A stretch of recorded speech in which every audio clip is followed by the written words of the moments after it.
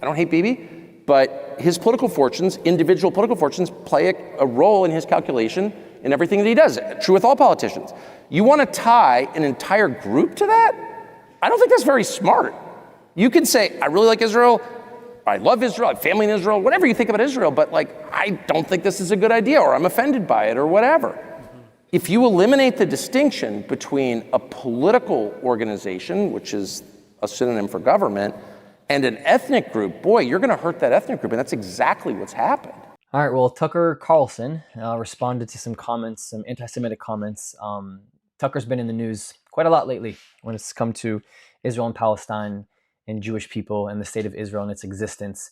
And I think it's really interesting to see this perspective of him, which is quite different when he turns on the camera on his own show. So let's get into the clip.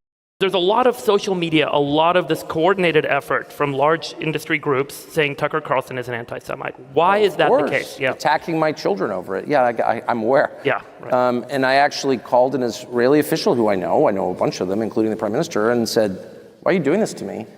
If you think I'm your enemy, man, you're really out to lunch, and they're totally out to lunch. And I've never seen anybody mismanage anything the way the government of Israel is mismanaging the response to what's happening in Gaza and the West Bank. And the way to, and it's not my country, but I'm just noticing that this is really bad for everybody. Two things. One, you have to be willing. If I stand up and say, I'm an American, my family's been here for 300 years, 400 years, and I love this country, but my government's done a lot of horrible things. No one's like, you hate America. If you're like, I love Israel, or I like Israel, I'm a visitor to Israel, frequent visitor to Israel, but this is not good. Shut up! That's not helpful at all. Like, you turn your allies into enemies by acting that way, A. B, conflating a nation state with an ethnic group is not a long-term strategy. It's not wise because you are tied to the temporal politics, the politics of the moment. Like, Bibi's political, I don't hate Bibi, but his political fortunes, individual political fortunes, play a role in his calculation in everything that he does. True with all politicians. You want to tie an entire group to that? I don't think that's very smart.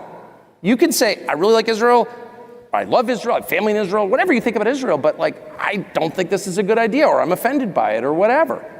If you eliminate the distinction between a political organization, which is a synonym for government, and an ethnic group, boy, you're going to hurt that ethnic group, and that's exactly what's happened. It's so bad, and it freaks me out. And I will say once again that my views on Israel apply to the United States, they apply to Senegal, they apply to Malaysia, they apply to people. But not to the Jewish people. Oh, come on, dude. Right. No. Right.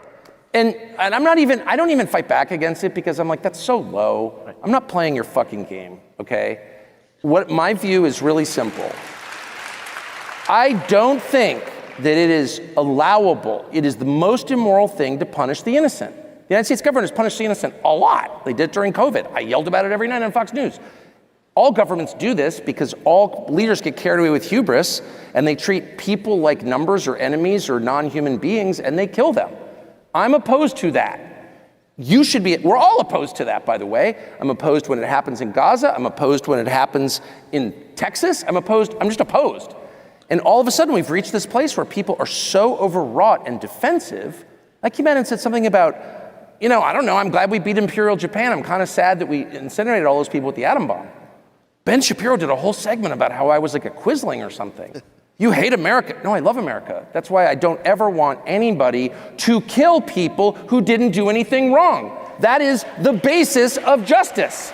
We punish the guilty. We can argue about to what degree they should be punished. Should it be Norway where they get high-speed internet and massages? Or should it be, Malawi where they rot in a cave? But why are we not allowed? We don't punish the innocent, and that includes children, all children. Tucker, why are we not allowed to say we are absolutely saddened at the tragedy that happened on October 7th, and we're absolutely appalled at watching people starve and innocents being killed in Gaza and not being able to get them aid? Why can't you say both things and not be criticized? You should be, and I've decided that I'm old enough and I know, God, now I sound like such a fraud, I know my heart, but you can feel the hate coming off people or whatever.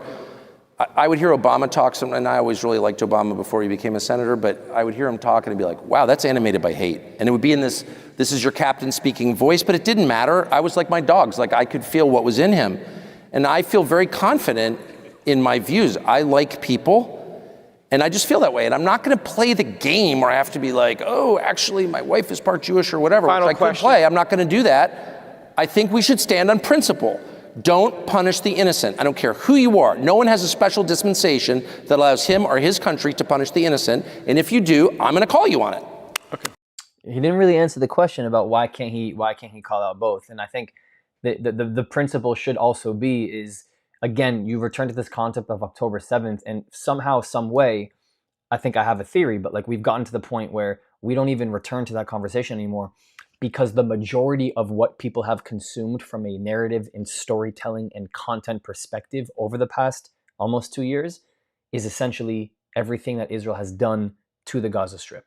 So it has diluted October 7th to be honestly kind of irrelevant. It's a little bit irrelevant. It's like not even a relevant talking point for people anymore, which is absurd when that is the most important talking point, given that event that occurred on that very dark morning is what caused the war to start. So to erase that, to forget about it, to neglect it, is an amount of naivete that I think is indismissible. And we overlook it every day because people are tired of hearing about October 7th. I think that's absurd. And let me just back up. In lieu of a final question, I just want to back up Tucker on this, that the basis of conservatism is not believing that any government is sacred. Thank you, David Sachs.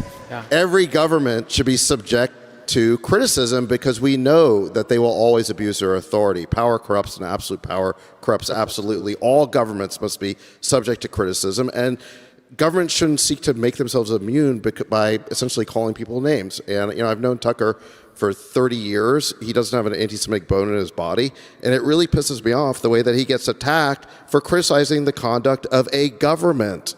I'm not even that critical, by the way. That's the hilarious thing.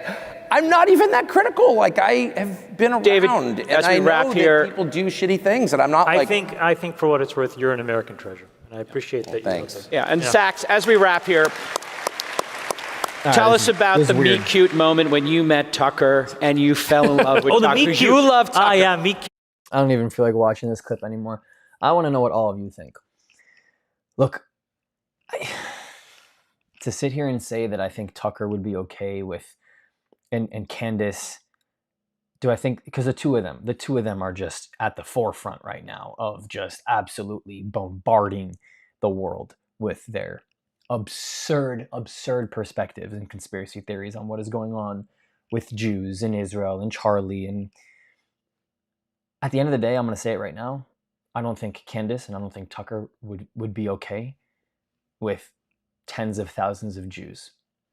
Tens of thousands of Jews. Hundreds of thousands of Jews. 3, 4, 5 million of them. All of them being nuked, being slaughtered. I don't think they would be okay with it. I really don't. Am I saying that they would mourn, they'd be sad the way I would, the way you would, would they talk about it the same way that they've been talking about what Israel's been doing to the Palestinians? No. But I don't think that, like, if they could get away with throwing Jews into a gas chamber and gassing them the way that Hitler did, that's not what they're advocating for.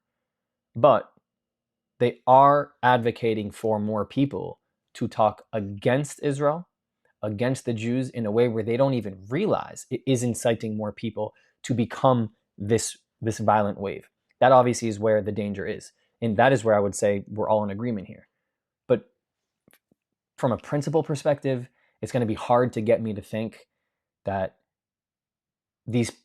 Tucker and Candace would gas the Jews, that Tucker and Candace would go to the back of a building in an open field, have their team dig ditches and just execute them one by one, throw them into ditches and put the dirt back up and act like it never even happened. I don't think that they would do that. I don't think they would ever get on board with that. But what they don't realize, even if they do realize it, which you could argue is maybe just as bad, is that their platforms are just they're breeding more Jew haters. That's the part we're all in agreement. And it's like a weird dichotomy because those two things obviously don't go hand in hand. You would expect with what they're doing that you would expect them to also be somebody who'd be like, yeah, no, gas the Jews. Sorry, move my camera. Yeah, no, gas the Jews. No, I don't think that's who they are. But I'd be curious to know what all your thoughts are. So thank you so much. Links in the description to help me support this channel. Here's a note from me. Here are 4 ways you can help us grow if you believe in our mission. On Buy Me a Coffee and PayPal, you can directly contribute to helping this message grow and reach more people across the world. If you want to join the inner circle, join our Patreon with different tiers, and of course, our Discord community, which is free with people from all across the world. The links to every single one are in the description. And last but not least, to the other Brock community, I love you. Ani ohev otchem. I'll see you guys next time.